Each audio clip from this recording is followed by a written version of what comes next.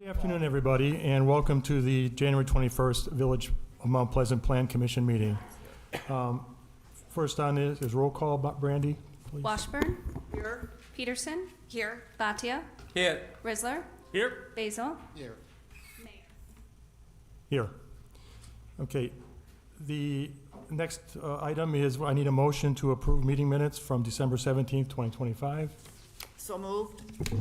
Second. A motion and a second. All in favor? Aye. Aye. Opposed? Nobody. Okay. There being no old business, we'll start with the new business, the 12023 Durand Avenue Site Plan Review, SP 25-12. And I'd like to have Nick say a few words, please. Thank you, Mr. Chair. I'm Nick. I am legal counsel for the board today. I just wanted to set some kind of parameters for discussions. Obviously, you are all aware that you are a technical review board. You're created by statute, and your job is to review and make decisions based on some of the technical aspects of site plans, developments, whatever it may be. I want to identify that the three items in front of you today are all zoned for their uses that the application is for. What that means is that you don't have the authority to change or to deny somebody the right to use permitted use. And so that is not kind of part of this discussion today. Whether or not that use is appropriate isn't something you have any discretion over right now. The whole purpose of this is for the technical review of the site plans themselves, okay? And so to the extent I have no horse in the race whatsoever in terms of what your decision-making process is, but that is the only thing that is kind of up for discussion today. Staff will present the technical side of things. Because of the nature of this, or because this board in general reports to the Common Council, so you make your recommendation, not the Common Council, I'm sorry, Village Board. So in that instance, you are not the final deciding body. That comes up to the Village Board. You are making your formal recommendation based on your technical review. There is an obligation that this meeting is open to the public, and the public is here today, but there is not any obligation or necessity for public comment, especially because the limited scope of what's going on here today. That is something you can do if you choose to do it, but it's not on the agenda today, and so as your legal counsel, I'm not gonna advise you to do something that's off agenda. We should not take public comment if it's not something that's on the agenda. Okay, thank you. If you have any questions, feel free to let me know. And just so the public knows that this, as he's stated, we are a recommending board, and this will be going to the village board on Monday night at 6 o'clock for their approval of what they want to do with this particular item, okay? Just so everybody was aware of that. Okay, Sam, are you going to start us off then? Yes, sir. I can also just wanted to jump in before I jump into this, that the staff will generally be around afterwards if anyone, we can interface with the public. If anyone has any concerns or questions that they want to bring up with us, we'll be around and can discuss it afterwards. So for the first item, that's 12023 Durand Avenue Site Plan Review, SP 2512. The applicant submitted an updated site plan for Plan Commission review and recommendation to the Village Board. Plan Commission previously reviewed and approved a preliminary site plan for the subject property in August 2024, which was under SP 2417. The Plan Commission and Village Board's approval of SP 2417 and subsequent issuance of a grading permit by the Public Works Department permitted Microsoft Corporation to begin mass grading on the subject property. If you drive out past there now, you can see that they have graded a large portion of the area. If you drive along 11, you can look south and see that. If the Village Board approves this site plan, Microsoft Corporation may submit final civil engineering plans for review, followed by applications for building permits to start construction on the individual buildings. So this is not the final step, but it is, kind of midway through the building plan approval process. The site plan shows 9 data centers with related office space, each 579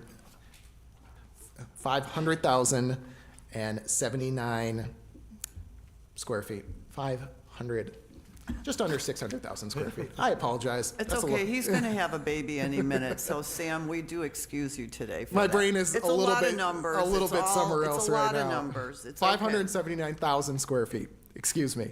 It also shows a 96,000 square foot office and storage building, a 265 square foot guardhouse, and narrative mentions additional minor accessory buildings. This equals approximately 5,200,000 square feet of building area across the 791 acre parcel. The applicant narrative contains additional information regarding the project, and that was part of your packet. The staff recommends the 14 conditions that you see on the plan. You can see on the map the property location, the zoning, and the comprehensive plan. This property has been comprehensively planned and zoned for industrial development since 2017. Also, as a little additional background history, the applicant bought the property between late 2023 and early 2024. That was in the news, and some of that was a land sale from the village at that time, and some of that was through private land sales as well. You can see the buildings as part of the site plan review here. They look approximately similar to some of the buildings that are in Area 3B off of 90th Street. The shorter ones, these are all about 30 feet tall, not the taller ones at that site. We recommend that the Plan Commission forward the site plan to the village board contingent on the conditions outlined in your staff report. Those include some regarding architecture, as you can see, for transparency standards, submitting additional elevations for some of the minor accessory buildings, and some of those may qualify for staff review, but depending on the size of the buildings, generally if they're below 5,000 square feet. They shall obtain and comply with all required water, sewer, and environmental approvals for their water use and discharge. We know regarding data centers, a lot of the questions is regarding water. The applicant's previous public numbers that they've stated of 8.4 million gallons annually that they would consume from the Racine water utility remain the same. That was an all-encompassing number for all of these sites, so that has not changed from what they've previously reported. And regarding power use, the Mount Pleasant zoning ordinances does not regulate power consumption, so that's not part of our staff review. However, I would like to take the opportunity to highlight that the village does allow a variety of energy sources by right in its zoning code, should the applicant choose to apply for them. A couple good examples are the wind turbines at SC Johnson's Waxdale campus, which are within the village of Mount Pleasant, and the Plan Commission and Village Board approved well over 10 years ago, as well as the solar panels that surround one of the ponds at Foxconn. You all approved that a couple years ago as well. So those are allowed by right. That is how the zoning contemplates energy generation, and that whole discussion is just through use and site planning permissions. There are no regulations, at least at the local level, talking about energy consumption. Generally, that is something that an applicant works through the public utility. So that is a conversation that happens outside of this body. Regarding transportation, parking, and traffic, we require a traffic impact analysis for the subject parcel, which they are required to submit. They are currently underway in completing that, and that will also have feedback from the Wisconsin Department of Transportation, as 2 of the 3 surrounding roads on the property are state trunk highways. So the DOT will review those as well. Many of those were constructed around the time of Foxconn, so our preliminary staff report, or what we think will happen, is not much, because those roads were built to a pretty beefy standard at the time they were put in, intending to carry a lot of traffic. So we wouldn't expect any major changes to the site plan as with feedback for that traffic impact analysis.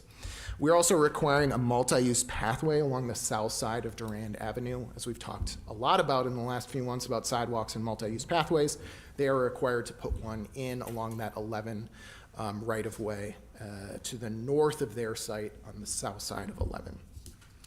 Regarding outdoor lighting, they'll need to comply with our outdoor lighting requirements, which you all approved mid-last year. They're largely dark sky compliant lighting requirements. The main issue that we had with the site plan was to reduce some of the lighting so that it is only above building entrances only. Some of the on-building lighting, they may need to shift some of that to poles if they work on outdoor if they wish to light outdoor storage and work areas, and then provide us a little bit of additional information about the exact light levels at property lines. However, there are pretty significant setbacks in there, so judging based on the location of the poles, we don't expect that it's going to be an issue, but we want to see that before we issue a final building permit. Regarding the electrical permitting, from a landscaping standard, we require all of their interior parking lot landscaping looks good for this site. We just would like to know the species of some of the plants that they're putting in and provide us those installation details. We also have a question regarding the areas outside of the parking, so the kind of non-mandatory screening areas. Landscaping plans are a little light on details. Our personal staff recommendation that we put in is for native plantings wherever possible. If you look at the pre-settlement conditions for this area, around kind of the creek in the southwest portion of the site, it was largely forested. And then the remaining site to the northeast and northeast was largely prairie. So our recommendation would be to, wherever possible, use native landscaping in their buffering and setback areas between buildings and in other non-active areas where they don't expect, a large amount of traffic. Finally, we would like to see some rules regarding the sound wall that they have currently in the draft plans. This is something that took place on both areas 3A and 3B for Microsoft, and has been a part of the preliminary site plan in this one, so we'd just like to see some final details on that. Expectation is that if they do include the sound wall, it would be largely similar to the ones on their existing site, which are about 30 feet tall, and do kind of double duty in our zoning code to limit noise at the exterior edge of the property per our performance standards, and also provide some outdoor mechanical equipment screening, which we also require. That is the long and short of my staff report. I can answer any technical questions. Claude, do you have anything else to add at this time? No, I think you covered it really well. Any questions for me as staff? Otherwise, the applicant is here and can answer any operations questions or things you have for them. Go ahead, Ram. Well, Sam, I only have a quick question, but before I do that, I'm very pleased to see the site plan. Obviously, you and your staff had done a great job to look into all the important aspects like landscaping and lighting, and to meet with and the sound wall across, because that's extremely important. So my only quick question is a very quick question. What's the reason to recommend the parking width from 18 feet to 17 feet? Because I like the wider parking, so the doors you don't kind of bump into each other. So I want to understand what's the technical reason for that. Yes, so the village parking standards set specific stall lengths and widths. Ours are on the smaller side, and that's generally to reduce impervious surface and kind of downstream stormwater effects. We did amend the zoning code over last summer, if you remember, to add some additional compliance, so they can increase the size of those parking lots under some specific rules, including provision of things like green infrastructure or other things to mitigate some of those stormwater impacts. So they have two options, essentially, per our condition. They can either reduce the length and width to comply with the village standard, or they can file for that alternative compliance procedure. And we are fine with whichever one they choose. They just need to tell us which one they want to go with. Well, I guess my question was, if they are recommending 18 feet, why go like a narrower? Yeah, that's just the standard that the village ordinance sets, so that's what we reviewed the site plan against. As I say, it's not a big deal, but otherwise, I like everything I see on the site plan. Thank you. Nancy? I just, thank you. I had a question regarding comment 9, and it's really more just a curiosity. This is in regards to restoration of certain areas and plantings and so forth along the Kilbourne Road ditch. I was just wondering if Microsoft plans on partnering with Root Pike Win again for that effort to restore some of that. They may not have even thought about it yet, but I was just curious as to whether Root Pike Win was involved in those native area restorations. I have not received any of those plans, so from a staff perspective, I don't have an answer for you. They were not part of this packet, but I can certainly defer to Question. Microsoft, Yeah, they- to them when they're up here, if you'd like to hear from them. Well, they did such a nice job in the first phase, and that restoration effort looks very nice and attracts a lot of people, and I see them walking up and down 90th Street like crazy now, like we never have. So, again, another great environmental area to restore. Thank you. Frank, Larry, you pretty good? Michelle, you're okay?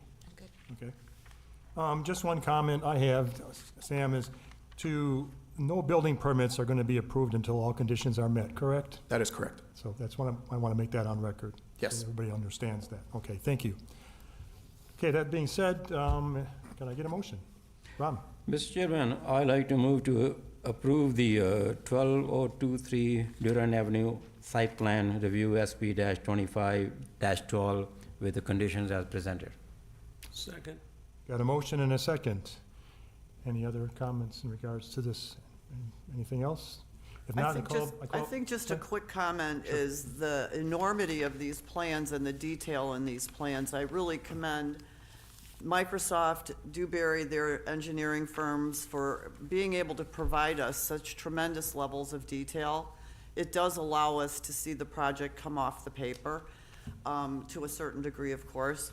But also to our staff. These are tough reviews, and I appreciate all the time and effort that Sam and Robin and all of our staff put into making sure that all of our codes covered. And I like what I've seen with Microsoft in Phase 1, their landscaping, the plantings, planting the forest and so forth. I think that's really admirable. And as I drive now through other areas in the other commercial developments and districts in the area, I see some of the parks that are 10, 15, 20 years old that started with smaller trees that now have nice plantings that really do provide a buffer from the street view. And I see that, and with Microsoft, they used very mature plantings. They've already replaced some that didn't make it the first round. So I think they're being very good stewards to us and being very courteous of minding how their facilities and buildings look to the community. So I thank them for that. Thank you all. Okay, we have a motion and a second. Call a vote. All in favor? Aye. Aye. Opposed? Passes unanimously. Thank you. Second item is 2700 International Drive Site Plan Review, SP 25-13. Mr. Chair, the applicant submitted a site plan for Plan Commission review and recommendation to the village board. If they approve the site plan, they may submit civil engineering plans for review, followed by applications for building permits to start construction on the individual buildings. As a note, we broke our conditions into two sections. The way that these Microsoft site plans have been going is they've submitted kind of a preliminary site plan, and your approval has allowed them to start grading work, property consolidation, because these lie across multiple different parcels, and that whole process, you saw that play out in Area 2 right now, where they're grading, and we just approved them to start moving for the building plans. So this is, we split our conditions into two. The first section would, if they meet those conditions, they would allow it to start grading. And the second set of conditions, which are more lengthy, are those required for building plan review. We expect, like the other applications, that they would likely come back with refinements to the Plan Commission and Village Board on the site plan before they move forward to that building plan review. So I would say really focus on the first three conditions. The other ones we put in to be thorough, but do not expect them to move forward in that path in this time. The site plan shows 6 data centers with related office space, each 568,000 square feet. It also shows a 74,000 square foot office and storage building and a 265-foot guardhouse, and narrative mentions additional minor accessory buildings. Totals approximately 3.5 million square feet across the approximately 530 acres of subject properties. The applicant narrative contains additional information regarding the project. Those first three important conditions that I just mentioned are submitting a certified survey map to merge the subject properties for staff review, Plan Commission recommendation, and Village Board consideration before the village issues any permits for the subject properties. The second is, so modify the parking and access plan to show a multi-use pathway along the north side of Old Highway 11 connecting northwards to Louis Sorensen Road, along either side of Hoods Creek, subject to final engineering plans, and southeastwards to the county trail, per section 420.70A of the village's adopted bicycle plan. And 3, the applicant shall follow all procedures listed within Division 90-490 flood protection. If they wish to modify those areas delineated as floodway or flood fringe on the firm panels for the subject properties. As a note, those floodways and flood fringe areas are, you can see on the zoning map in the top right corner here on the screen where there is that shoreline setback area. The floodplain largely follows that similar area. And if they wish to modify it, they need to go through the DNR FEMA approvals. It's quite a lengthy process when you're working with floodplains, so their engineers can address that at that time. We have many of the same conditions from the previous application, and again, noting that this complies with the comprehensive plan. This area has also been comprehensively planned and zoned for business park style industrial development since 2017. And the property owner, again, purchased these properties a couple of years ago. So while you have not approved that preliminary site plan for this area, this is following the same kind of step and processes and procedures. Transportation element of that comp plan mentions some of the bicycle pathways that I mentioned earlier. It also discusses a future roadway to the north titled Nations Drive of the subject properties that kind of crosses east to west from International and then heads north to merge into Carrington Boulevard. So that's shown on the very north end of their subject properties and something that the village is looking into as part of its long-range transportation and TID planning. I mentioned the bicycle plans that kind of bisect the site and follow the natural areas there. The whole idea with the Hoods Creek floodplain creek restoration project is very similar to the village's project over the last 25, 30 years along the Pike River, where we did a lot of restoration. Oftentimes the restoration of those what are now kind of farm ditches actually narrows up the floodplain but provides better natural habitat. And Microsoft has been a good partner, to Trustee Washburn's point, along the Land Parrot Creek. So this area provides the opportunity in their long-range site planning to do similar type of work. In terms of the land division, like I mentioned, they'll need to combine all the properties together, and the instrument to do that is a certified survey map. They did that for Area 2, and they would need to do it for this north area as well. Right now, Louis Sorensen Road bisects the subject properties. If they wanted to discontinue that stretch of Louis Sorensen Road, that is a whole separate legal process that the board would have to consider and would come to the Plan Commission as part of the discontinuance process. So we didn't even address that as part of this review because right now the public right-of-way exists and it is there. So there's a separate process if we would like to amend that. In terms of zoning, again, C4 general industrial, which permits the uses by right. This meets the strategic plan. I didn't mention it as part of the last application, but a lot of the news articles I read picked it up, as we include a fiscal analysis as part of all our site plan reviews, which you are well aware because you read all our packets diligently. 214 pages. All 214 pages.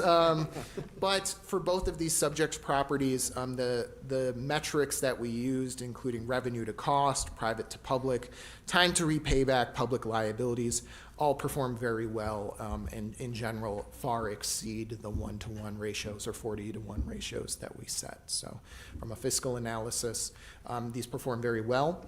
I should caveat that we made some assumptions because the fiscal analysis is a 40-year projection. So we're making some assumptions about the tax rate, everything building out in a single phase as opposed to a phased manner. So it's likely, and I tried to caveat that in our staff report, that some of those numbers might moderate, but that also means some of the service costs and adjacent public infrastructure costs would also moderate depending on their phases. So I think taken as a whole, it's still accurate.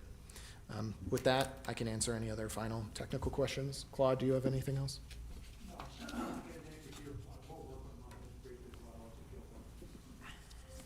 Very good. Mr. Chairman. Yeah. Yes, Nancy, go. The only question I had, and Sam, I think you went over it, we've done already some road vacations over in this area, and I saw that there were the existing roadways that they're denoting on here, subject to so I guess my only question was to confirm that the existing roadways they're showing on this map are not the ones that we've already vacated over in the TID 5 area. They are not, and a lot of that was amending the comprehensive plan to show where future roadways would go as part of the Right. transportation element to the comprehensive plan. So we cleaned that up, I think, about a year ago now, maybe a little bit over a year ago, if I remember correctly, but yes, all the roadways that are existing are still there, and this generally follows the updated comprehensive plan for this area that you approved. Ram, go ahead. Well, again, I'd like to add my comments that I'd like to applaud both Microsoft and the staff, like Nancy said, 214 pages of this. I really enjoyed reading almost, everything I could, and from an engineering point of view, from the technical point of view, I believe that both these projects, and since we're talking about this one, is a pretty well balanced growth and development. From the environment point of view, from the sound, the lighting, and landscaping, and the making sure the environment is taken care of. So again, I commend everyone, and I can only imagine how much effort has been put, to prepare these and plans, and also to review these plans. So I'm very pleased with that. I think these are both great developments in our community, and your fiscal analysis shows over a 40-year period, the total revenue to cost ratio is 80-1. The previous one was 100-1. I wish they both were 100-1, but I'll take it 80-1. Again, very well done, and I think these are the absolutely great development for our community. All right, I do have one more question in regards to the bike path along Hoots Creek. Because if they in fact expand that way, are we gonna be losing the access to that bike path, the option? Because obviously they could be putting buildings on each side of that path or that creek, so, Not as a part of this application. In their draft site plans, they show proposed bicycle pathway, but it is still identified on our comp plan and our bike plans. We wanted to call it out as a condition. But no, as of now, the plans they've submitted that still exists would have public access. okay. Because otherwise, I would wanna make sure that, I don't believe we have anything correct right now along International Drive, correct, off-street? We do have a we? good amount, not close to State Trunk Highway 20, but as you move south, they do pick up. And when you reach the Louis Sorensen Road intersection, there are bike paths there, and they reach all the way south to 11. Okay, because that's important, because obviously when they put that pathway along Old Highway 11, that connector will then be there. That's my main concern. Yes, it would open up kind of ability to go west and then north and then line in with the hood, so it would kind of create a big general loop if you look at our plans. But they're in there, they're in the village's adopted plans, so you would review any request to remove those from the plans. So they exist now, and unless you say otherwise in the future, which we would have a whole separate conversation, but they are part of these plans. Okay, thank you. Larry, excuse me, Frank. Yeah, concerning condition one of your first three, how many parcels are they gonna combine with the CSM? If you look at the zoning thing, there were all kinds of little lines all over everywhere. Yes. That many parcels into one via CSM? Yes, that's what we've done for some of the other ones. It would likely be at least 2 large parcels north and south of Louis Sorensen Road, but could be more depending on the creek and how they choose to address that and their surveyors and everything. But at a minimum, I would say 2. I don't know the exact number of parcels out there. I think it's somewhere in the vicinity of like 20-ish, 20, 25, somewhere in there. I can get the commission a count. We would review that obviously separately with a separate certified survey map application. And at that time, we would apply all our shoreline setbacks and things that we review as part of land divisions. I do remember that we did a previous certified survey map for Microsoft that contained a number of parcels. It was a very interesting certified survey map. It was really a surveying exercise for sure, but we have done that before and it has worked out just fine. I think that's important because many of these are lots that were platted pre-land division ordinance, so like pre-1970s, oftentimes by deed only at the Register of Deeds. So many of the lots that are existing are not, they're legal non-conforming, right? They can stay the way they are and have been platted for 70 years, but we wouldn't allow lots to be created like that now under our current rules where we have stricter lot size regulations and things like that. So this helps us clean up some of those very old rurally platted lots into something that meets modern standards. Okay. No other comments at this point? I would entertain a motion. I just have a quick question Oh, go again. ahead. You know, I wonder if Microsoft can add maybe, I do understand it's a site plan approval, there's a lot to be done, more in the engineering and the construction, but what's the approximate, again, general ballpark of the commencement of, like start of construction and the end, give us a ballpark, please. I don't have an end date for you. I'm Claude Weiss, Project Director for the Village of Mount Pleasant for TID 5. So they will start the first phase at Area 2 later this year. So again, mid to late summer, somewhere around there is the projected goal right now today. And again, for the north area right now, it's just grading. It's just a grading plan is what's on there that you'll be moving forward if you approve that back to the village board. And the other comment, Chairman, to your point, we do keep a 75-foot buffer around all of our creeks. So the village does maintain a 75-foot buffer easement along those creeks. Would it be publicly accessible, though, if they? So, yes, so again, we're working, and Microsoft's been great to partner with us on improving them as well as working with us with their fence and then the public part of it as well. So we're in that process right now with Area 3A and 3B. So Lamperica will be accessible to them? Yeah. Okay, thank you.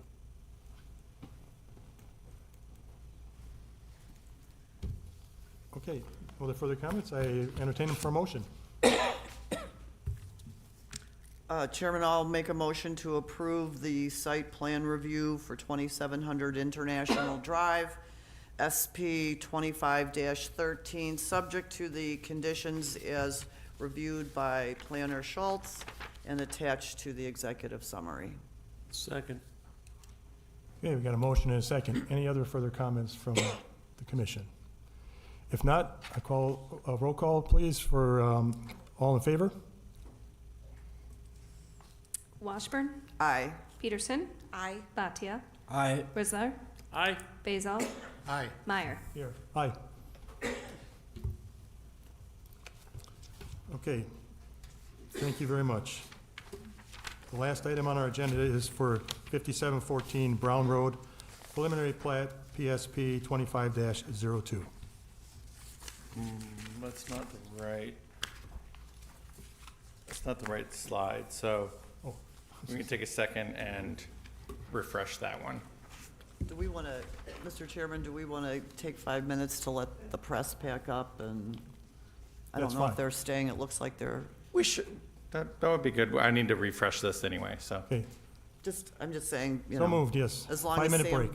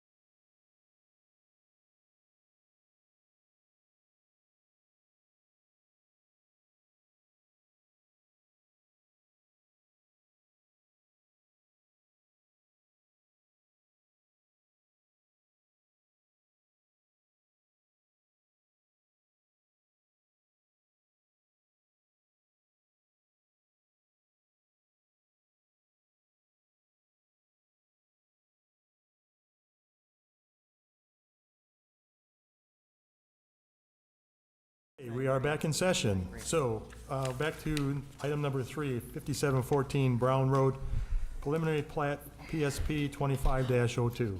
Mr. Chair, if I could, thank you. To amend and kind of jump in and set the tone for this one instead, so 1 and 2 were plan reviews. This is a preliminary plat review. That being said, this is still a matter that is zoned by right in this capacity. So it's gonna be, there's 2 considerations here. One, the zoning isn't something we get to discuss or evaluate. The other side of it is there's gonna be subsequent reviews both by the village board and since this is preliminary, there's a subsequent final plat review. So at this point, my advice to the board is that it's not on the agenda to take public comment. I don't think we should add something that's not agendized. Any public comment would be best served directed towards staff, and so they can vet that, adjust it from this preliminary plan and provide input on what that final plan could or should look like. And then also kind of process that so it's not a fire hose coming at and limiting your ability to take that technical review today of this preliminary plan. That's my legal advice. Proceed as you see fit. Thank you. Okay, Robin? Okay, hi. So this is for 5714 Brown Road. That addressing has always been kind of an issue because it should be in the 7,000 block. But anyway, it is directly south of the Oaks Road, you know, where that is serves Menards and Walmart, and adjacent to the Pike River on the eastern side of it. About a mile or so from the intersection of Brown Road and Highway 31. So Bear Development applied for a preliminary plat approval for the 68-acre property. The developer has proposed 348-unit residential plat comprising of lots intended for detached homes, 2-unit houses, and townhome buildings. This plat integrates the public extension of Oaks Road to facilitate regional connectivity. That connection has been identified on the 2050 sort of regional plan, the Sewer Pack and WISDOT regional comp plan, the Vision 2050. Village Board amended the zoning map for the subject property in 2025 to RN, that's neighborhood residential, to accommodate the proposed use. The preliminary plat is largely similar to the concept plan that applicants submitted with the previous zoning map amendment application.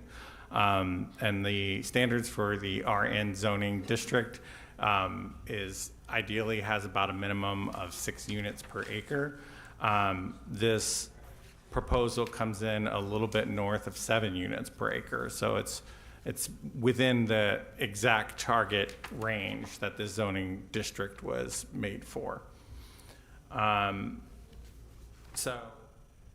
you can, it's kind of hard to see with the map there without being able to blow it up. I made the presentation. I probably should have done some zoomed in images, but it's in your packet.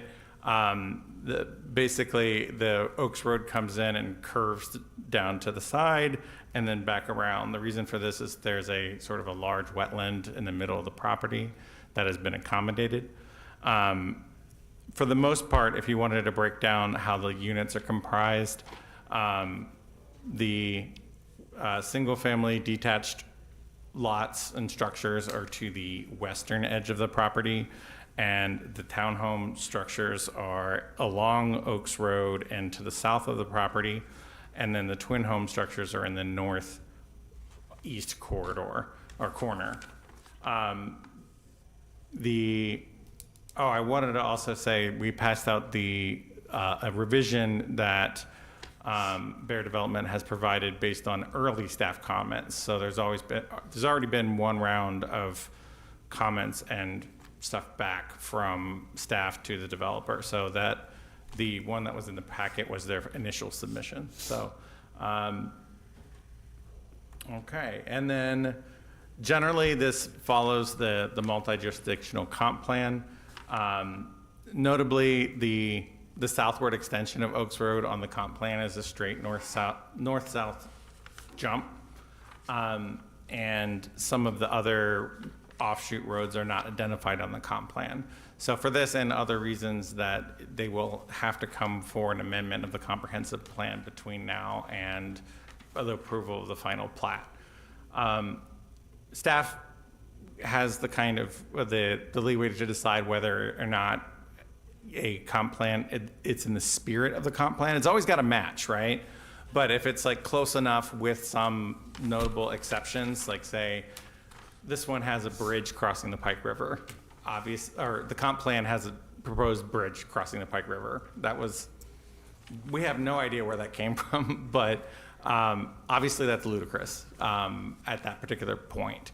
So we're not requiring anybody to build that and not necessarily penalizing the developer for not having that on their plans. However, when we go to amend the comp plan, we're going to remove that from there. Let me go ahead and just kind of go towards a couple of the main things that you guys will have to think about and issue today. So one of the kind of problems or issues that came up during the approval was the Road 2 or the Western Road. So we have an ordinance that limits overall block length to 1,200 feet. This is to prevent super corridors, like super blocks, from being too long, breaks up vision, all that sort of stuff. It prevents access, all that sort of stuff. It's accessibility and all the other different reasons why that ordinance exists. And the Road 2 does not meet that. So I basically kind of read into a couple of different ways that you could break up that block. And one of them was basically having any kind of public dedication, whether it be a public park or any kind of outlot that broke up the block from, if not a road standpoint, a thematic standpoint. So including a pedestrian or bicycle pathway, which this Plan Commission has discussed as a part of improving the overall transportation plan for the area, of a potential desire to have a mirror Pike River pathway on the eastern side of the Pike River to kind of mirror the western side, and people could possibly do loops. So when the initial subdivision plat did not have an outlet or anything like that towards the west, staff brought that up, that we need to break that up via a lot block thing.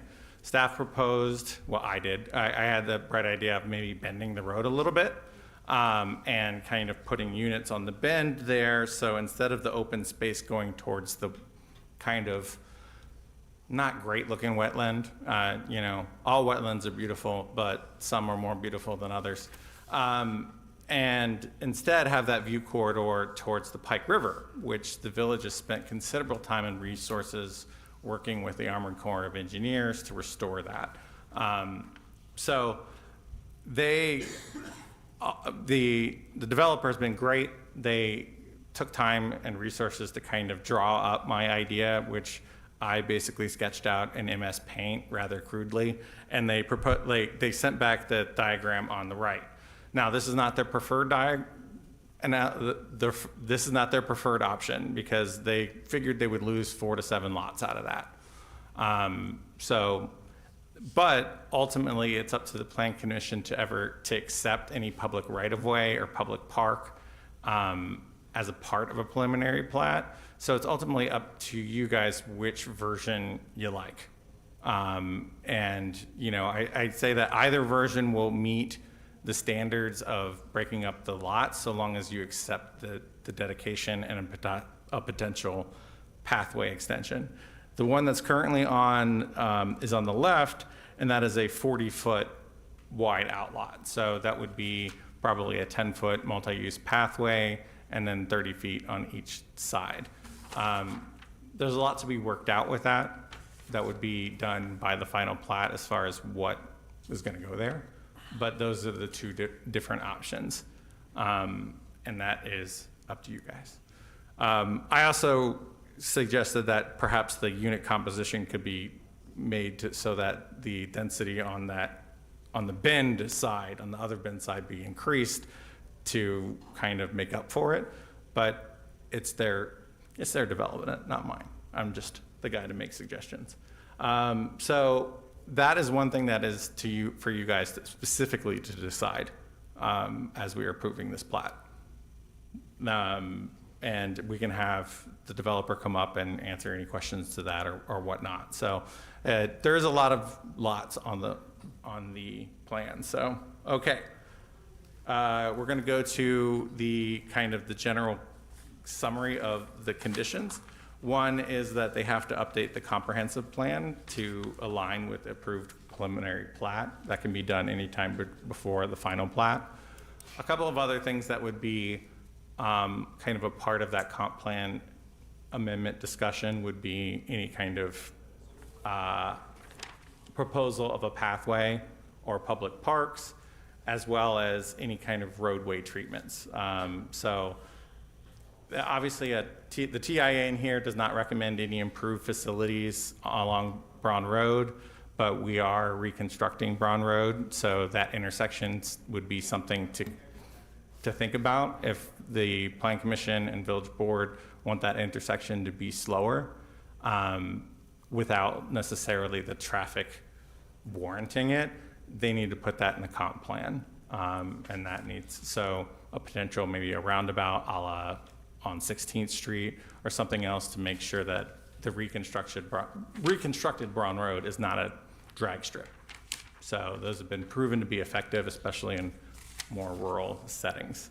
Couple of other conditions on the actual plat.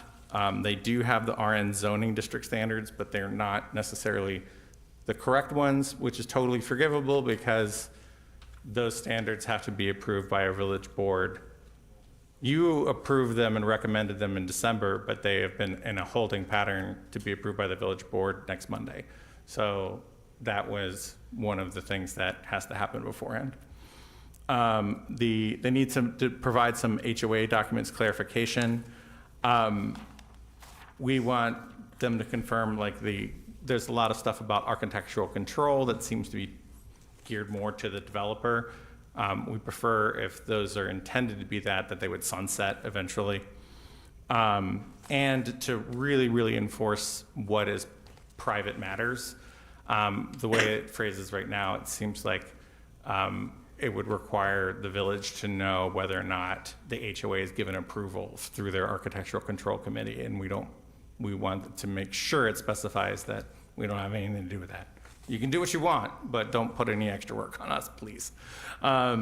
So then the river corridor public access, and it says basically revise the preliminary plat for a minimum 60 feet public access by either A or B, and then, or C, which is the bend that was over there. Street improvements, to update the street plans profiles to include street trees and street lamps. Also, it says currently that vision corridors and other easements will be included on the final plat. They need to be included on the preliminary plat because that's where they're labeled. So either that has to be explicitly waived or they have to be included. Lastly, the stormwater and other improvements need to be done before the final plat. And that is it as far as my presentation. So, sorry, fiscal analysis. I forgot about that. This actually, so we ran through this at the fiscal analysis and actually comes in at a 37-to-1 private to public ratio. 41 is a net positive, and very, very few of our developments have been that, especially residential.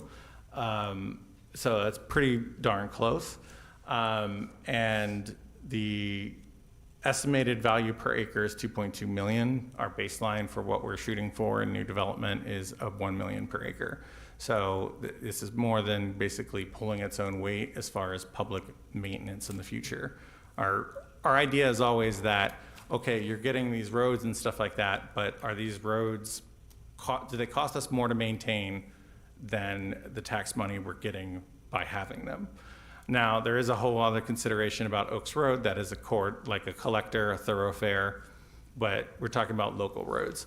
And that's usually what kills like cul-de-sacs perform really, really terrible under that analysis because you're essentially using public money to pave what essentially is functioning as an extended driveway.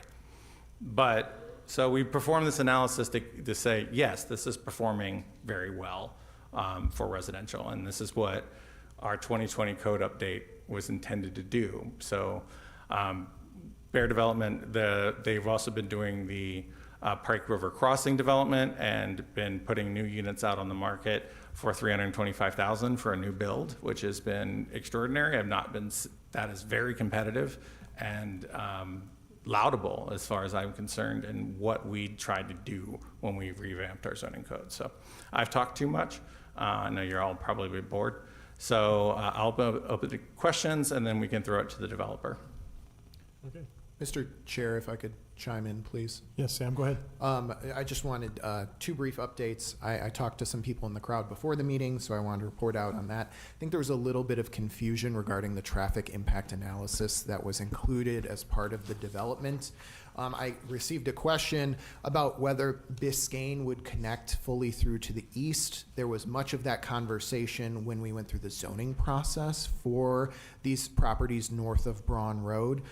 Because the traffic impact analysis is a long-term projection when it's using the 2041 or 2042, I forget their sunset year or horizon year, but so they do take that connection into account for their traffic long-term projections. However, this plat would only be required per village ordinance to install public improvements to the property line. So Biscayne would not connect through as a part of this individual site development. Just want to make that very clear because I know we've received a lot of confusion about that in the past. Everyone cares a lot about that. We can continue to have those conversations regarding the Biscayne connection, traffic calming, all those types of measures when we discuss a comprehensive plan for the area. But as part of this individual site development, it will not connect through. It's just Oaks Road, north to south, and then kind of the local streets that are shown on the plat. The other thing I wanted to highlight is you all reviewed a concept plan with their original zoning application, and this gained about a dozen lots between the concept plan and this final plat. We don't hold applicants to a concept plan. They're purely for consideration purposes. Generally, the plat in front of you complies with the zoning district standards for the RN district, which we approved. That's our kind of middle residential density. But the major change was many of the duplexes on the west side of Oaks Road on the concept plan are now converted to townhomes on the plat in front of you, townhome lots. I'll let the applicant speak to why they did that. I just wanted to highlight the major difference between the concept plan and this final plat for your consideration today. Thank you. Oh, yeah, and the fiscal analysis was actually a conservative estimate. Our numbers were estimating the single-family detached lots at 375, the twin homes at 325 each, and the townhomes at 275 each. That's an extremely conservative estimate, and so for it to perform that well with those estimates is a good sign. Anybody from the commission have any comments? Questions to me? Questions? I think a lot of my questions, I guess, are for staff. They have to do with the traffic impact study. So I guess that would be staff as opposed to the developer. I read through, that was a very, very interesting study. And I saw how the intersections that they studied were exactly the ones that I was glad to see. They went way outside of the site. And in fact, I have to applaud Bear Development because that had to be a very expensive traffic impact study, number one. Number two, it really gave the village a lot of upfront information that we were gonna need to know anyway, whether this development was here, if this development wasn't here, as we look at Brown Road and reconfiguring it. And I thought it was very interesting because it said, the traffic study in the summary said that 5% of the traffic would change routes from Highway 11 down Oaks Road to Brown Road. And at first I really questioned that. Because I drive those routes all the time. And I know also in terms of the improvements that we've talked about, you know, being part of TID 5 and the whole Brown Road reconstruction, I still have concerns over, the recommendations were for stop sign intersections for the most part. I don't understand how that's gonna be successful in the long term at Brown Road and Oaks Road. I can't envision that at all. That's definitely just, you know, southbound traffic's gonna get stopped by a stop sign. And I think one of the major reasons that the counts on Brown Road were as they were is because they were doing actual counts. And I don't know about anybody else in this room, but I will do anything I can to avoid going over the railroad tracks on Brown Road. I will do anything to avoid it. I will drive all the way around Sturtevant. I'll go to Summers first, you know? And that's what worries me, not for the Bear development. So this is really not a criticism of Bear development. This is something that I think for me as a board member and a trustee, and our village president is here to hear this, if somebody wants to elbow him. But again, I'm promoting that we do something very major on Brown Road with with that railroad track. And I'm going to fight for that because I'm very concerned about those tracks. And whatever improvements we make to Brown Road, if we don't do something with those tracks, then it's just going to be another traffic jam along the way with trains and so forth. It's a very active track. So I thought this, as I thought through the TIA and the 5%, I really was able to justify it much more clearly in my mind as I thought it through, because your main outlets to I-94 are 20, 11, and KR.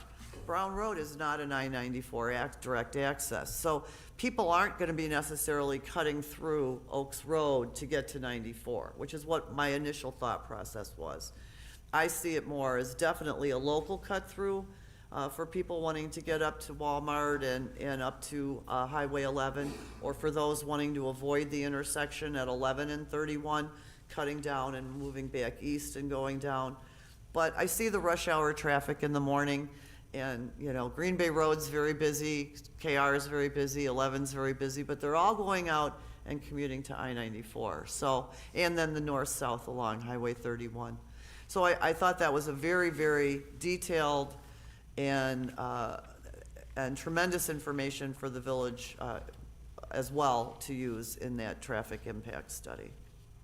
Yeah, I agree. I always comment about the tracks on Brown Road my name for them is the most effective traffic calming measure in Mount Pleasant, because everybody slows down.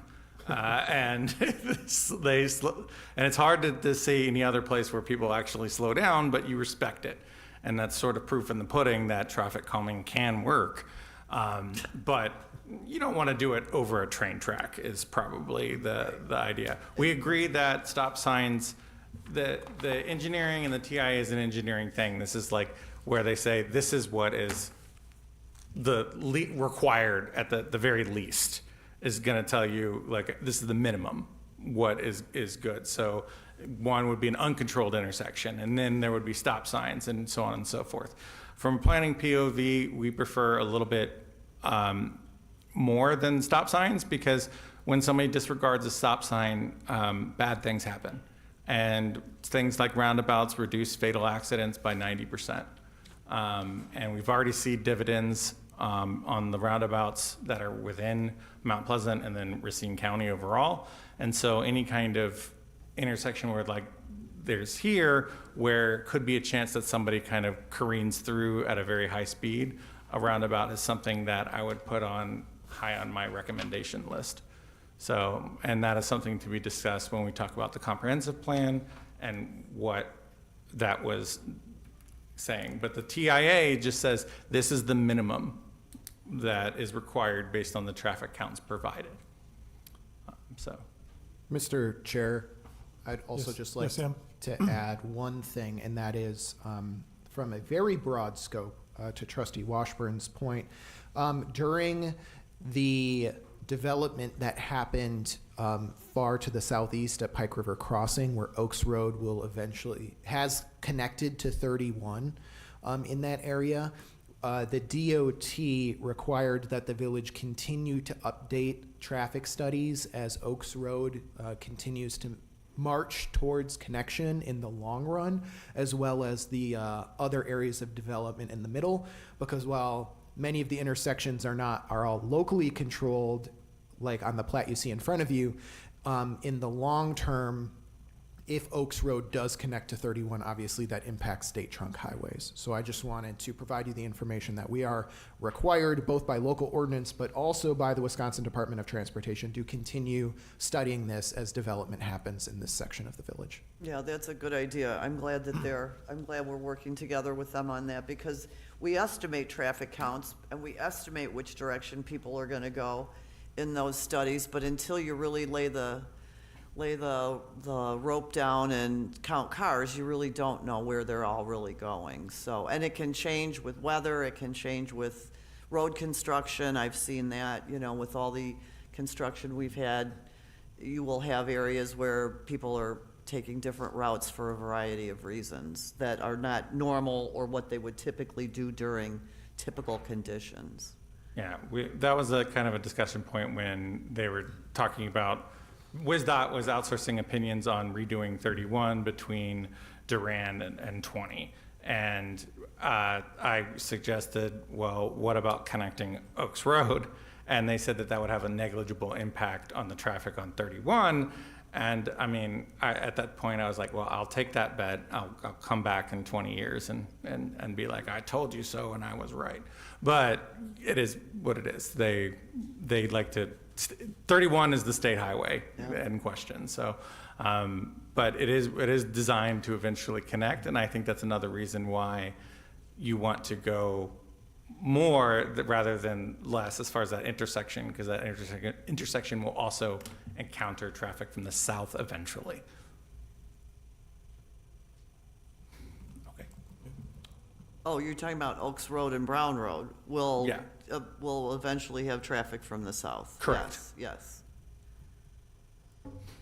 Okay, well, I have no other questions for me. I'll yield the floor. You good? Are you good, Ron? No, I just have a quick comment. It's not on anything that you're proposing, and I tend to agree with the concern with Trustee Washburn. But anyway, my quick comment is maybe mostly for the legal purposes, that the minutes of the meeting should reflect that. And I mentioned that earlier to Sam.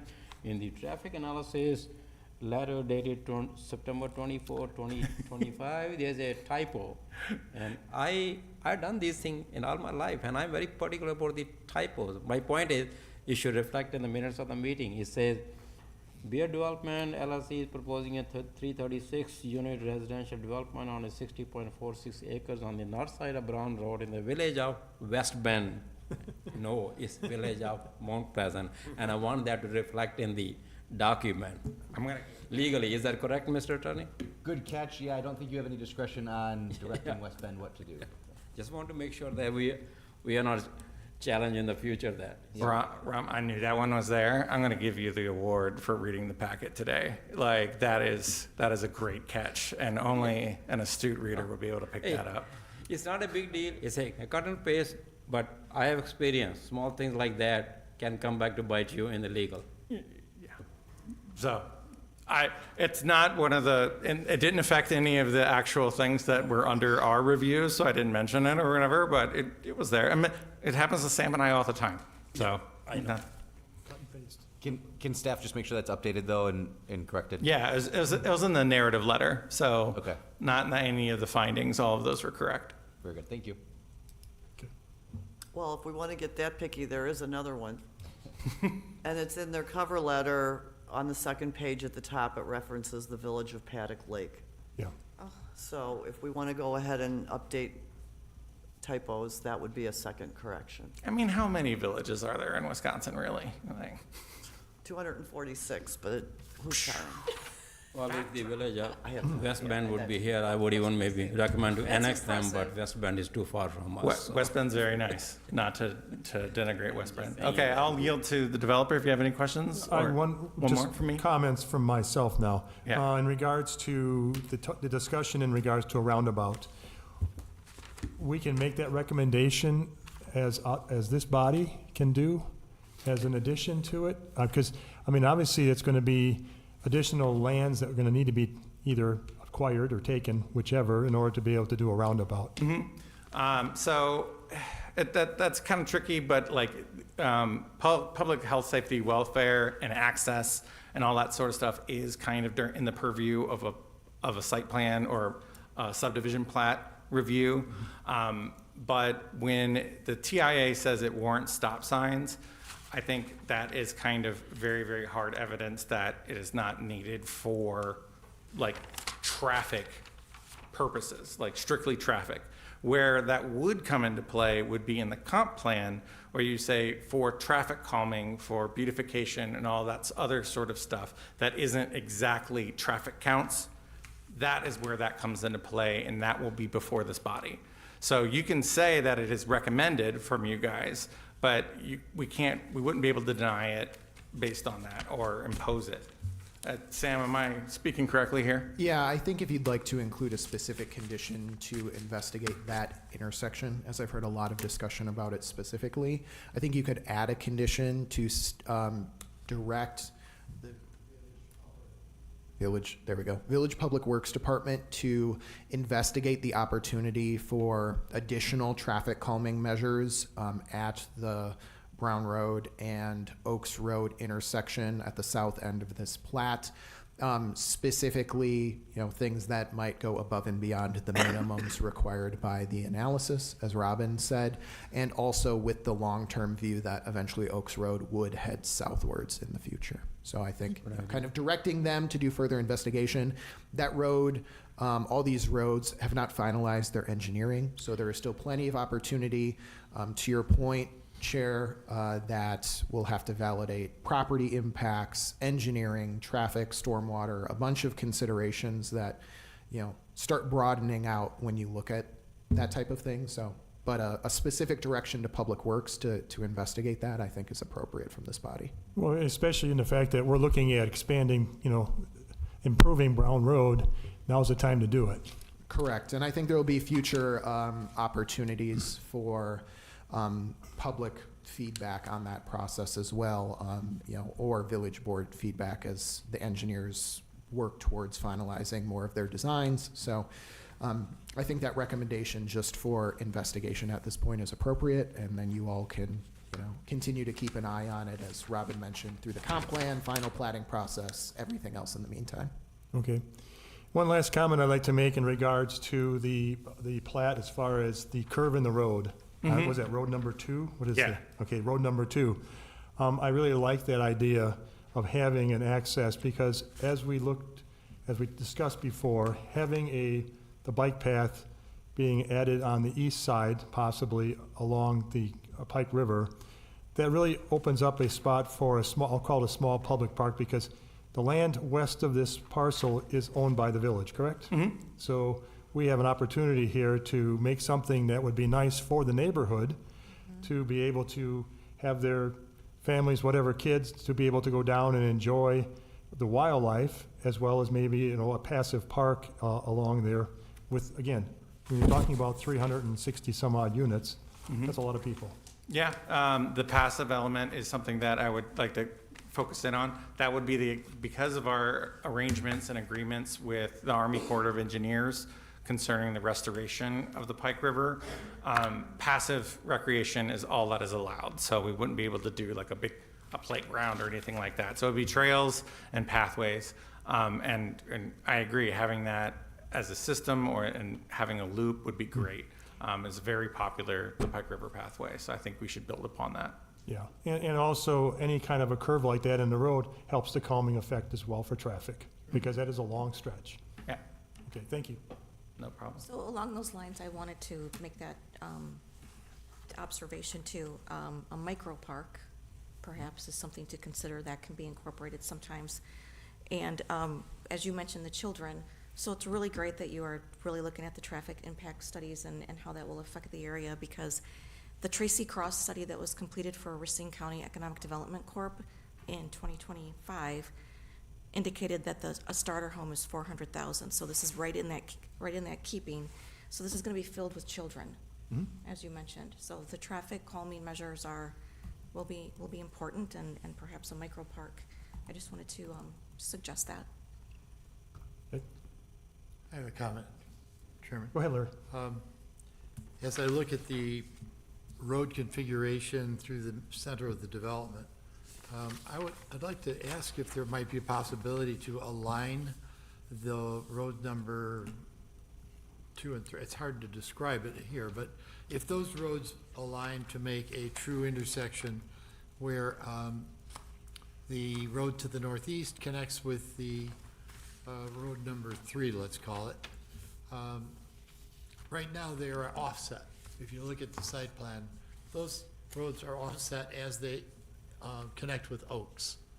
I think it'd be a much safer intersection if that connector, very short street, were to be moved to the southeast to connect with the road that, or at least align with the road that goes from the Oaks Road to the northeast and southwest.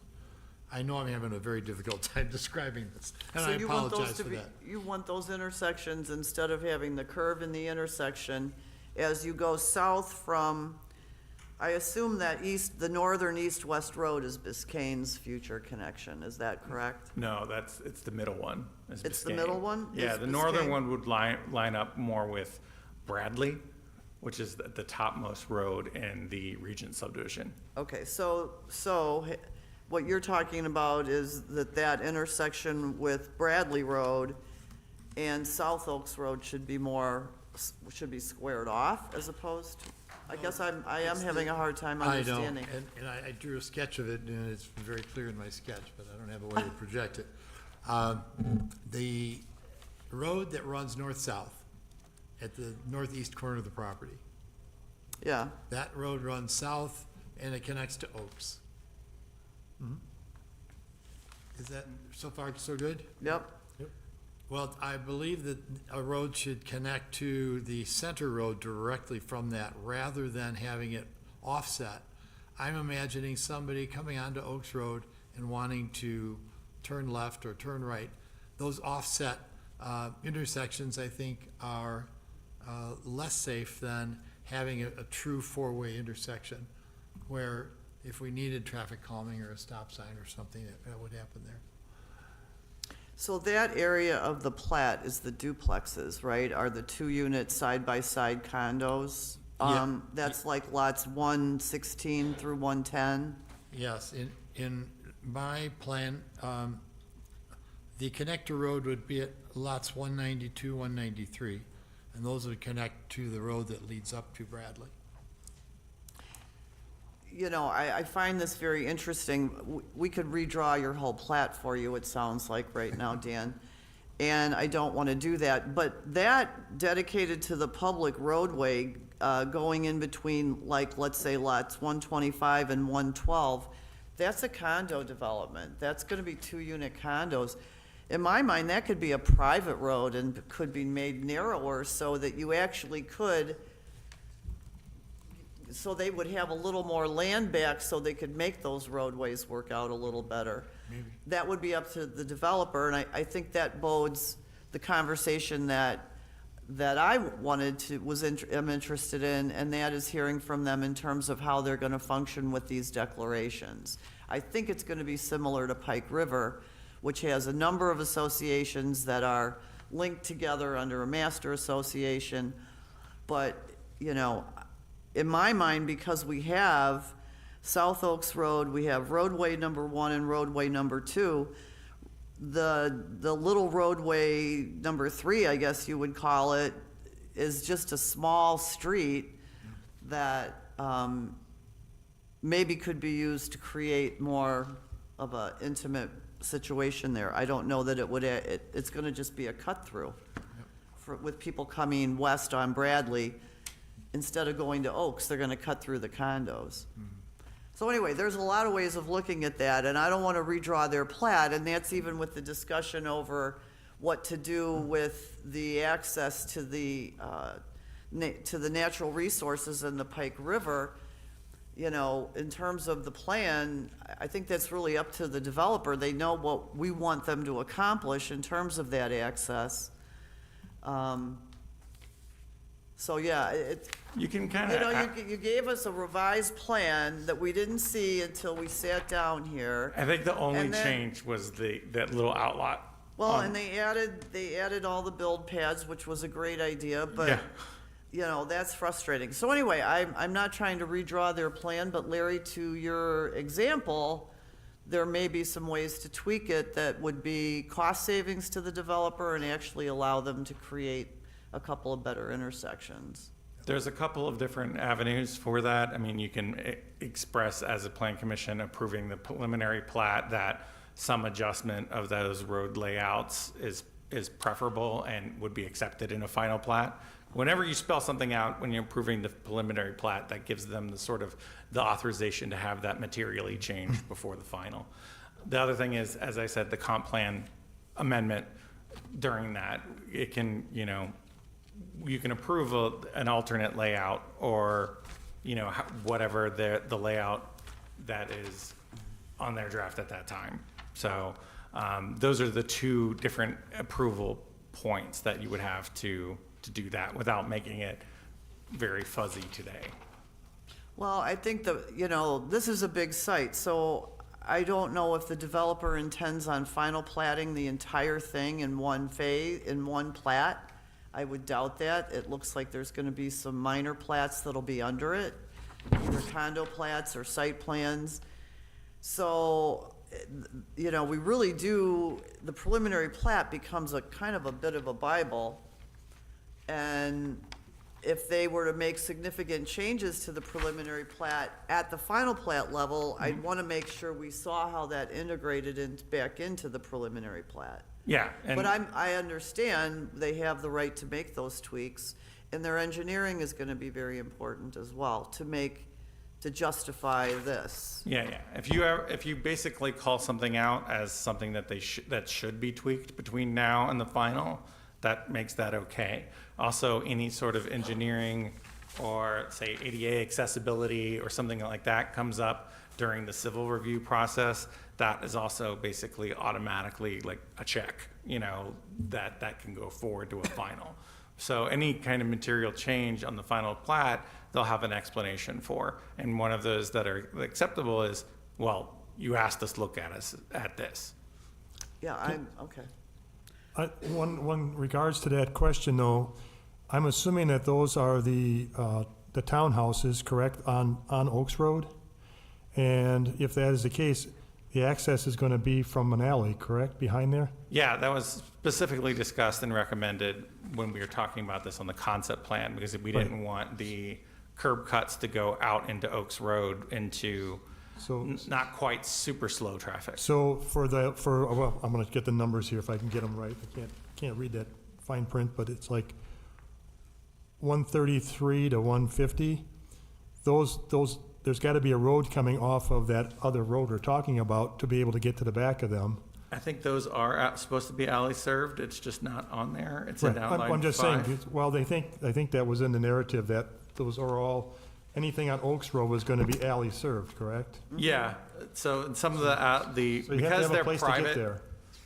because they'll be private roads, they are not publicly dedicated, they don't show up on the actual plat itself. But what I'm saying is that they're going to have to come off of that road we're talking about possibly moving. So they got to be able to get access to the back of those parcels. And in this case, there would, it's just taking that north-south little road, as it hits Oaks Road, continuing it on to the internal road that runs south. I mean, so then they would lose several more building sites. Well, then they gain them back where we don't have the road to the north. Oh, It's a okay. replacement, not an addition. Okay. And that sounds like, excuse me, Chairman, but that sounds like something, Larry, that you need to show them. Yeah.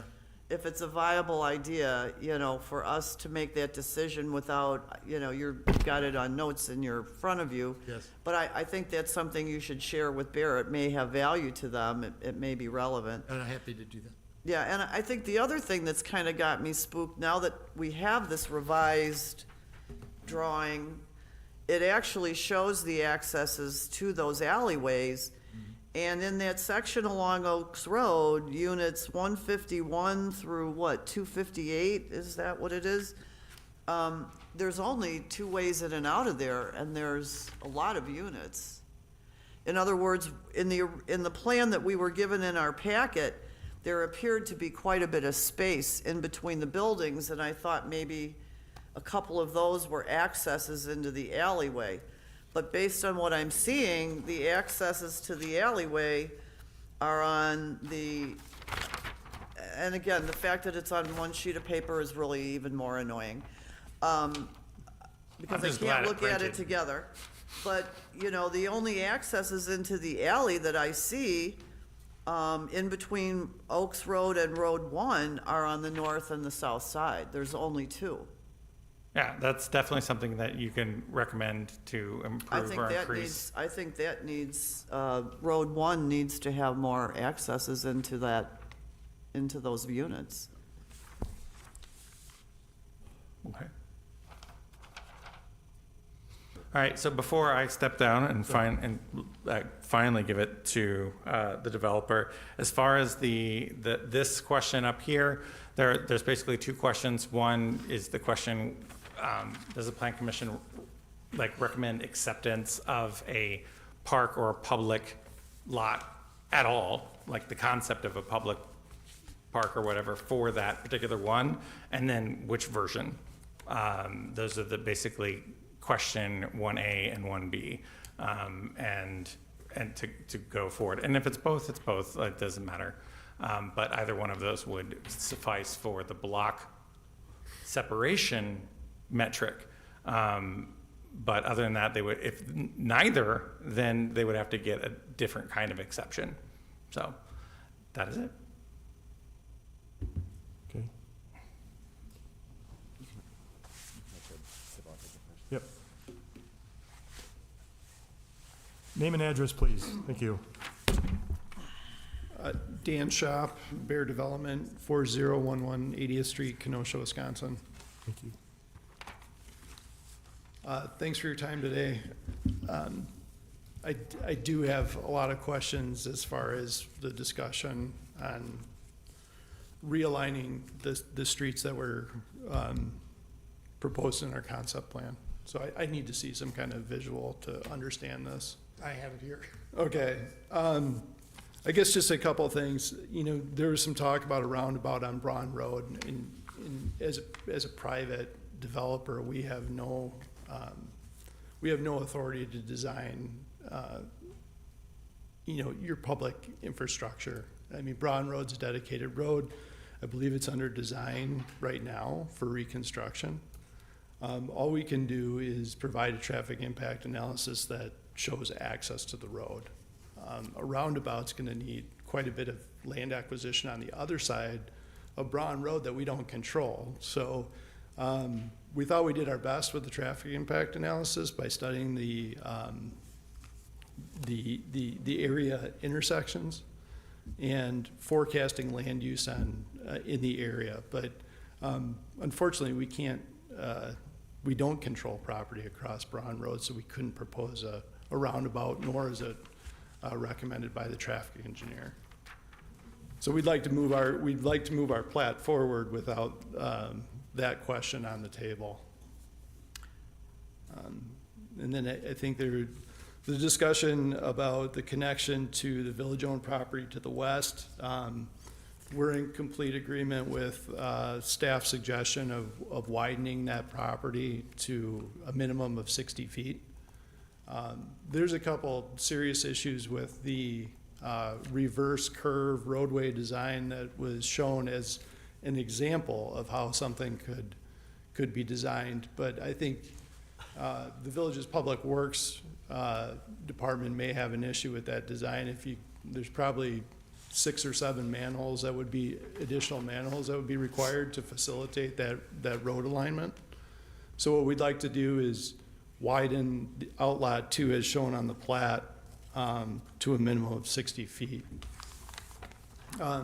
This roadway network, if the Plan Commission will recall and the village board, this really hasn't changed since we proposed our concept. And we have started engineering based on some village plans with Braun Road. We're in a kind of a hurry-up offense here to design this site. So any small tweaks that may be perceived as small are extremely major at this point. So we were relying on the concept plan that was approved to advance this plan. We have no objection to any other conditions that staff has proposed. We did not show street trees or street lighting. We're just not that far along, but our plans do accommodate that.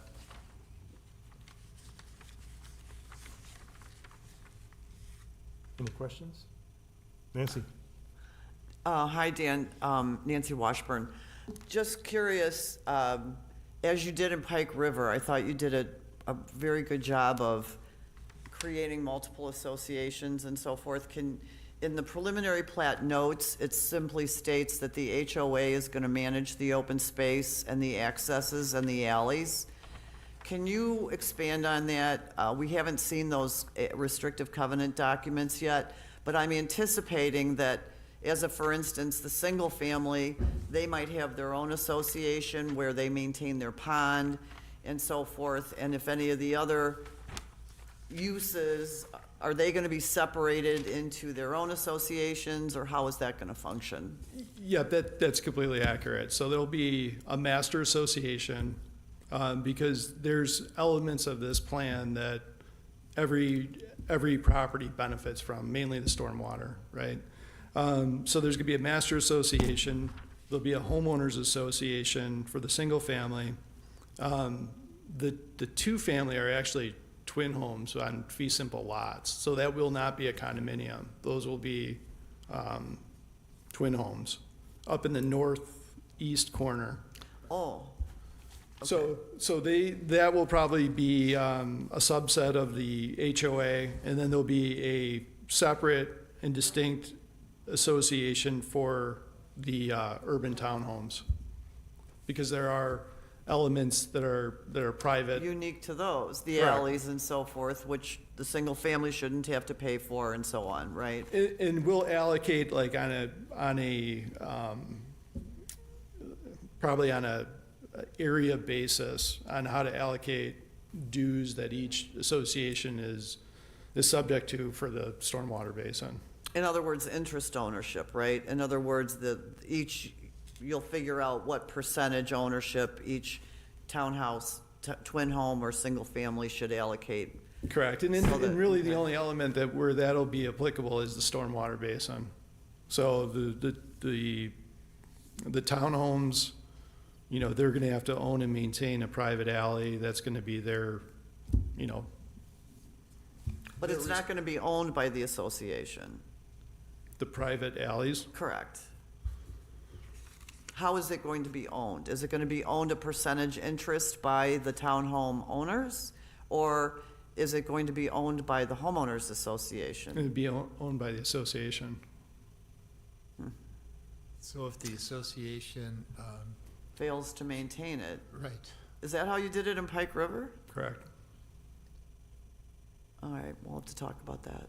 And we did not submit I don't believe we submitted a declaration, but, if it was a template form. It wasn't it was a boiled down declaration just demonstrating how the common Oh. areas are gonna be managed. But if you'd like to see it, we'd like to get into a point where we're actually structuring a master association document. I'd really like to see those, because my concern is with the alleyways, if the HOA owns them and the unit owners do not own a percentage interest, then what happens when the HOA fails to maintain them and they start to buckle and crack, or they aren't plowed, and all of a sudden, we're gonna get the calls.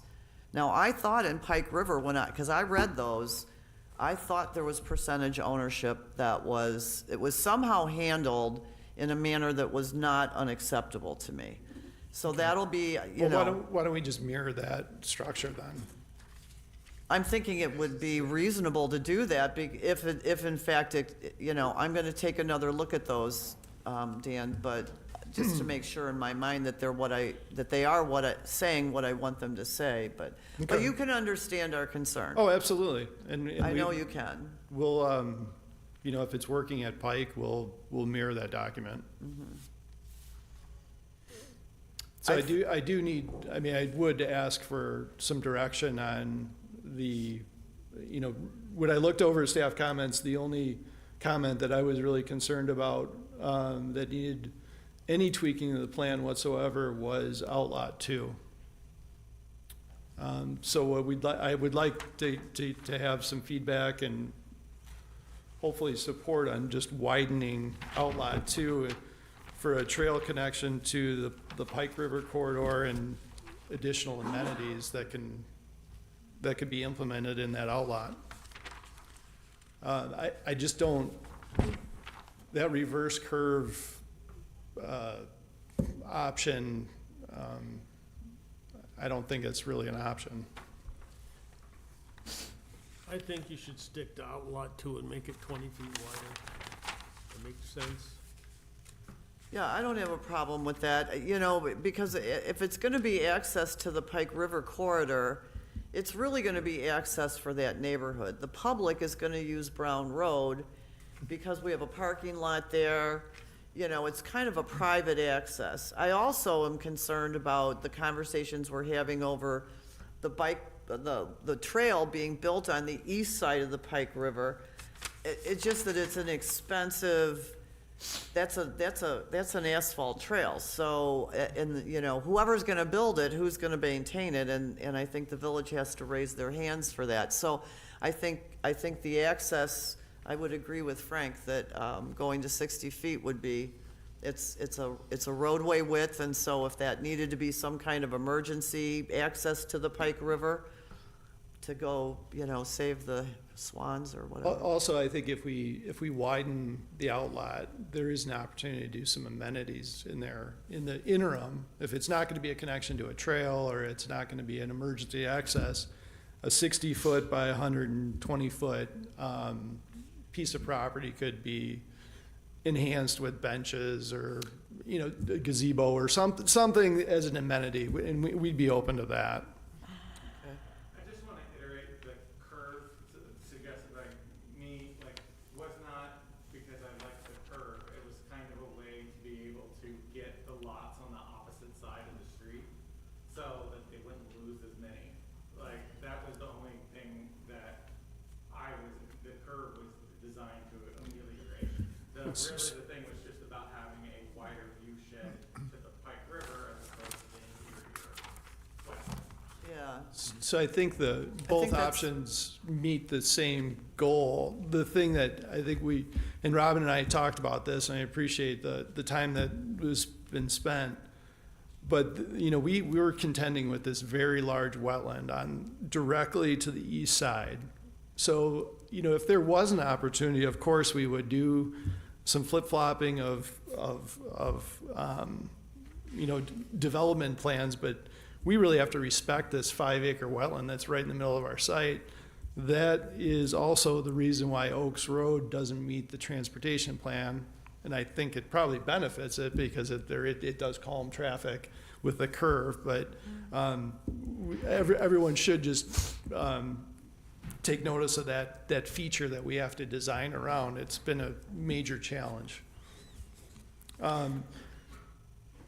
Another challenge has been trying to align the road connections on the east side of the property to match up with future roads that, which seem pretty far off, but there was some thought put onto the location of those 3 stub roads. So the middle one is absolutely necessary. The northern one, staff and I discussed that as another connection.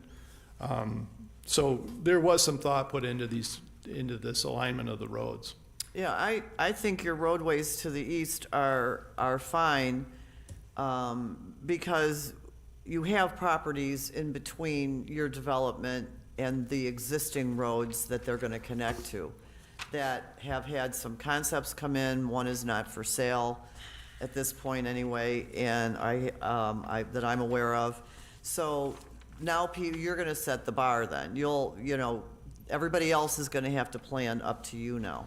So- And I think that's fair. I think that's fine. The northern two stub roads are, there's a relationship between streets that are farther Exactly. east. Exactly. The one to the south, there was a thought of like aligning, I don't know what, it's not labeled, it's just called road, but if we aligned the stub road with the road that serves the single family, that stub would go right into a very small parcel that doesn't have a lot of development potential. So that doesn't make sense there. So we had to push it up north.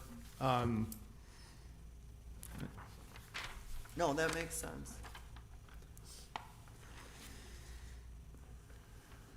So, Dan, what did you think of my comments regarding the accesses to your townhomes through just those two access locations?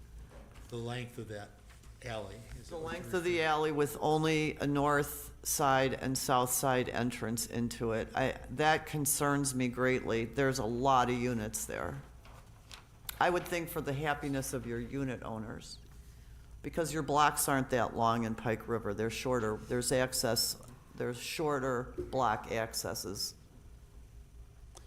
Yeah, we would have to take a look at that. It's a 25-foot wide alley, so it's there's opportunity for two-way traffic through there. And we positioned the secondary access. There was also, if, from the onset, there was also the challenge given to us to absolutely minimize the curb cuts out onto Oaks Road. So I know that went into the reasoning of why we don't have multiple access points onto Oaks, is because we were specifically told to take that into account during the design. I personally don't have an issue. I don't think there's going to be an issue here, considering the alley is an improved 25-foot wide alley, with two-way traffic. Is there storm sewer in that alley? There will be. Okay, running down, kind of Yeah. groove down the middle so that we can keep the water moving through? Correct. And then all right, so there actually are three accesses. There's the north side, the south side, and Outlot 7. Yeah, there's, So there is a third one. yeah. So I stand corrected in that regard. I only saw the north and south side. So there is actually Outlot 7 is breaking it up in the middle. Oh, for sure. I did not see that Yeah. before, I apologize. And those alley accesses don't need to enter onto Oaks Road because they can go to the west, let's say, onto the center road Right. instead of Oaks. Have one access point Well, at each end. I would instead think of- the fire department and police department would want to be able to get in somehow off of Oaks Road instead of having to go around. Understood. I mean, that to me seems like it's reasonable circulation in there. Yeah. But I apologize. I'm not as worried as I was. I just realized Outlot 7 is where it is, and that makes sense to me. Okay, and so the planning commission knows also, we have submitted these plans. I believe staff did as well, but independently, we've sent these plans to the fire department. Yeah, I haven't received a response yet, so. yeah. No, that, as long as they're happy. Seeing Outlot 7 makes a difference. Again, I apologize. I did not see that initially. Okay, so I think, if I'm understanding, we've addressed all the issues that were discussed except for can I look at Yeah, that? I'd like to show it to you, Dan. Instead of having this, instead of, to align those so you have a true intersection there. It's something to maybe noodle over. Okay, that gives us a much safer, much safer, traffic situation.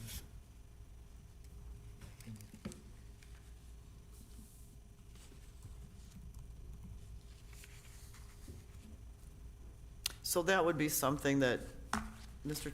Chairman, if, now, you know, if Bear Development looks at your plans there, Larry, and finds something that they can use in it, it's not really changing the layout. So in other words, I think what they're trying to avoid is having to come back with a revised preliminary plat. But it seems to me that you're not changing the connectivity, you're just changing the you know, the way it angles a little bit, but you're keeping the same connections, is that correct? Actually, that the connection that's shown between, I'm gonna call it Road 3, I don't know how else to identify these roads. The center road that serves the single-family homes and the twin homes. That road would now intersect with the road at the northeast corner that runs north-south. So Oaks Road would have a true four-way intersection. It's so difficult for me to try to explain this, and I I'm having a hard apologize time again. understanding here, because obviously we're not seeing it, so I have Yeah. no idea. Yeah, I Is there a mean, way to project this, Rhonda? No. so I'm not sure how to handle that in terms of, We need one of those old school transparency Yeah, the overheads. Yeah. So, Joe, the road that is shown Yep. north, that would slide south and align with the other road that leads up to Bradley.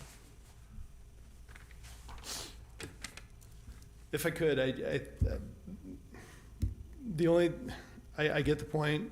The only issue I have is we were directed from the outside not to minimize the cuts onto Oaks Road with either roadways or private drives. This does not increase the number, it replaces one. It actually just slides that access down to meet the other one, to provide for a more traditional intersection. Instead of having two intersections, you have one four-way.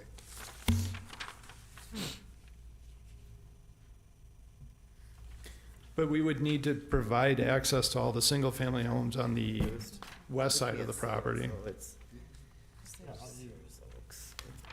I think what he's doing is he's coming down, it has something to do with this, and This he's is a making major it, change. It's, or it has it something is to do major. in here. Yeah, Could be, so he's yeah, I think I don't know, I think it has something to do in here.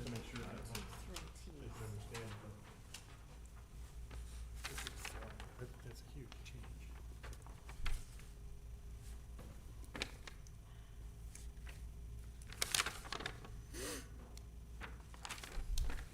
It's replacing the other one, not adding to it. So you're creating a road that goes right through the townhomes? Is this a road? What is this? That very short little stub that connects the roads, just aligns the intersections. See, I don't think you're gonna want anybody coming down that Road 3 and crossing Oaks Road to go into the townhouses. And that's why I don't like what you're showing here. I think that's problematic, if I understand your drawing properly. I think, and in addition, they're keeping the uses somewhat separated, because this is the twin homes, here he's got it marked, the townhomes. So this, is this, Larry, meant to be a road? Yeah, that's just the connection, instead of the other one. Instead of the one to the north of that. So it's really Instead of just, the one that's up, yeah. See, I don't like the idea of crossover there. I think that would be really, really dangerous. And I can see where you want to create a four-way intersection, but when you look at the distance between Oaks and Bradley down to that, I don't think it meets our block standard. I think it's too short. well, So, but I can appreciate what you're trying to good do. idea. Yeah, it was just a Yeah. thought that occurred to me at the time. Yeah, I mean, I can appreciate what you're trying to do, but I think there's a couple of things. Number one, I don't like the traffic moving, trying to cross Oaks Road. I don't like that at all. I think that's setting up a very dangerous situation. And we now have the Outlot 7, and we have the access coming in from the north and the south behind the townhouses, so I'm satisfied with that. Knowing more about the restrictive covenants is a final plat issue. Could I'm Outlot I'm 7, just looking at, could Outlot 7 not connect to Oaks, just to the, but to the other road only? well, I suppose it could, but, you know, again, it needs access behind those townhomes for police and fire, as well as the community. If you've got everybody coming in just from the two accesses north and south, and then from the west, I think your traffic flow, I think people will leave the site onto Oaks Road I think that'll be a definite from the townhouses. I think they'll go north or south. Right. Mr. Chair, if I could, Yeah, I think there's please, two thank you, Sam. Sam. two Step things to consider with this. Right now, that Outlot 7 connection to Oaks Road is providing a break in the maximum block length. If that didn't connect through, I think you would have issues with that block length along the west side of Oaks Right. Road, similar to what we've talked about on the natural area further west. So it is pulling double duty in that regard, just to chunk up the property from an access standpoint. We also do review, there are in the design standards, please forgive me, I'm pulling them up, but when crossing street arrangements, there are minimum distances that intersections have to be offset. We did work through some of those. I believe one draft in the beginning, Dan, correct me if I'm wrong, might have had those roads slightly closer together, and we actually Correct. pushed them a little bit further away to meet the subdivision standard, which requires that when two roads are offset but connecting to a collector or arterial street, I believe they have to be offset at least 150 feet. So we actually pushed them further away to accomplish that, because pushing them closer together created a zigzag pattern that the subdivision ordinances do not allow. So, again, it's under your purview to talk about whether they should align or completely separate, but just know that is some of the background in terms of the staff review when we were looking at preliminary drafts of this plat and how we ended up where we are today. Thank you. I have one question. So when we talked about the roundabout at Brown Road, as a village trustee, I think that whole Brown Road conversation is a village conversation, because it's not your development that's driving the need for its repair and improvement, but it's adding to it. So my question is, on the north side of the street of Brown Road, do you own enough land that as part of this, we ask you to dedicate what could potentially be a roundabout location? Would you have the land to do that? Not asking you to build it, not asking you to do anything other than dedicate it, because what's gonna happen when in 3 years, we come back as a village and say, okay, Brown Road's getting a roundabout there. And we're gonna hear from Bear Development, well, we already built our road, or we don't have enough room, and everything puts the onus on the south side. That's not the way a roundabout should work. So my question, Dan, is do you have the room there that you own and control to be able to dedicate roundabout future space? No, we don't. Well, I shouldn't say that. This plat doesn't allow for it, right? The way we have this platted, so we had to go under contract for additional land to align Oaks Road with the village's plan for Oaks Road to the south, okay? So now you're not only dealing with Bear Development, but you're dealing with the property, the improved property directly west, right? I believe that's, Lot 1, CSM number 1188. yeah, so imagine, drawing a 2-acre circle right with the midpoint being Braun Road center line. So we would have to reserve quite a bit of land out of our plat for a future roundabout, right? You'd have to acquire the Braun property, and then across the street, the equal amount of property from 2 different landowners on the south side. So that was the reason why we did the traffic impact analysis so early in the project, was to figure out if the traffic warranted a roundabout or if it was going to be a traditional intersection.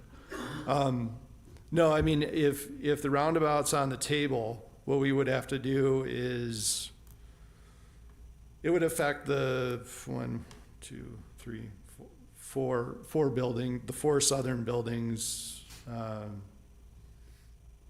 4 townhome buildings on the, Because of the way you'd have to offset it away from the Yeah. property to the west? correct. All right. Just because, So in other words, deal with it now or deal with it later. You know, I hope you're gonna make sure we don't have to tear down a building if that happens. I mean, I know Looks that like from sounds this like a plan you smart would. aleck comment, but, Yeah. you know, I think that hopefully planning will be taking a hard look at that before you final plat this last south phase. Well, that's why I wanted to go back to my recommended condition, which is there is the middle chunk where we let the engineers be engineers and investigate all the, consequences to every decision we have in street design, both what Bear has proposed and how Braun as an existing platted street interacts with a future proposed street. So I continue to recommend that. I think expressing traffic calming concerns is warranted at that intersection and directing the public works staff to investigate, what is an appropriate response there. I don't want to go too far down just the roundabout hole because there could be other appropriate traffic calming measures, whether it's curb bump outs or turn lane design or other types of issues there, depending on the intersection, that may be warranted. So I think just a broad, essentially condition from the plan commission to be like, public works staff, here's the one intersection here that we would like you to spend a little bit more time double and triple checking. It's completely warranted. But then let the engineers do the engineering work that the village has. And we can, we obviously work very closely with Public Works Department.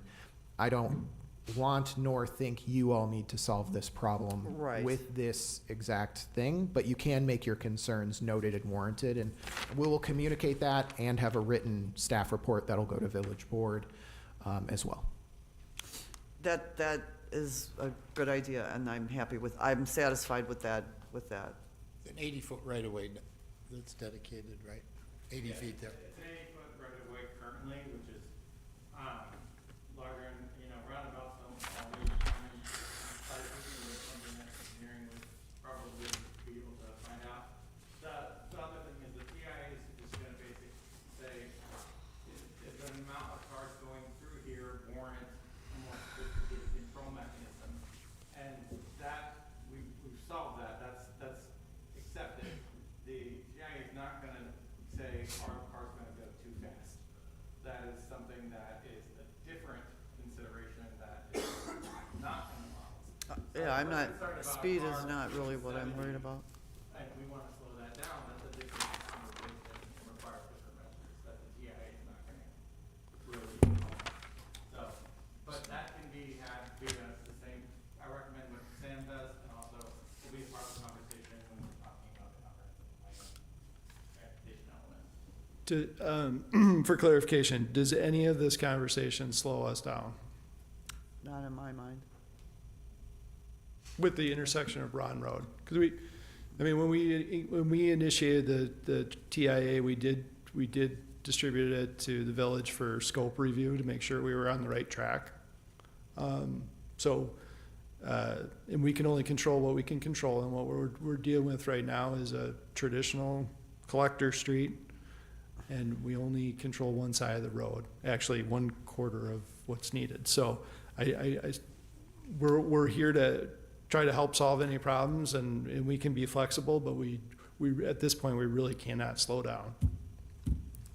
And No, I don't think I'm it would. satisfied with sending it to, to making sure that Public Works is looking out for that intersection, because at some point, and your subdivision isn't gonna drive it, it's gonna be the one to the south.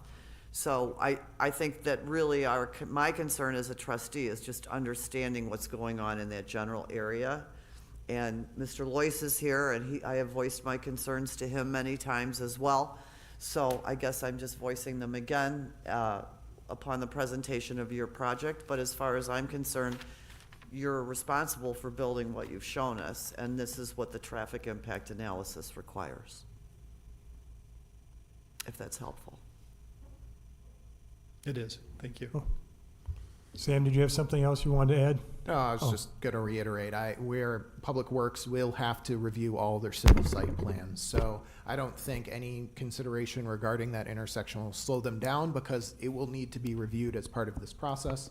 You are purely directing the village staff to pay special attention to that one intersection as part of the regular process of validating all of the civil engineering plans that they've presented here. Okay. Okay. I guess that said, then, I'm looking for a motion to, what are we gonna do here, folks? Chairman, I will make a motion to approve the preliminary plat at 5714 Brown Road, PSP 25-02, with the staff's recommended conditions, adding a note to Public Works just to make sure that they are paying attention to Brown Road and Oaks Road intersection, but otherwise the comments or the conditions as presented. Can I just make one comment? Do you want to add the 60-foot outlot too? That's Oh, in yes, there. I apologize, yes, and increasing outlot, that outlot from 40 to 60 feet. That's condition Is it, 4. is it in there? Okay, yes, it Sorry. is, thank you. Thank you. Yeah, I got lost in my conditions here, but, Okay. and amending condition 4 from 40 feet to 60 feet. Well, Second. it's actually in there at 60 feet, so. It's in there at 60 feet, Yeah. so, Oh, I'm sorry, okay, Yeah, I thank you. didn't- yeah, I will second. I'm losing my papers. Okay, we got a motion and a second. Michelle, did you have something you want to say? No, we said second at the same time. Oh, okay, sorry, okay. There we go. You have Okay. 2 seconds. We got a motion and a second. All in favor? Aye. Opposed? Pass unanimous. Good luck. Thank you very much, appreciate it. And on that note, No staff report. no staff reports, so I'm looking for a motion to adjourn. Move to adjourn. Adjourn. All in favor? Aye. Opposed? We're out of here.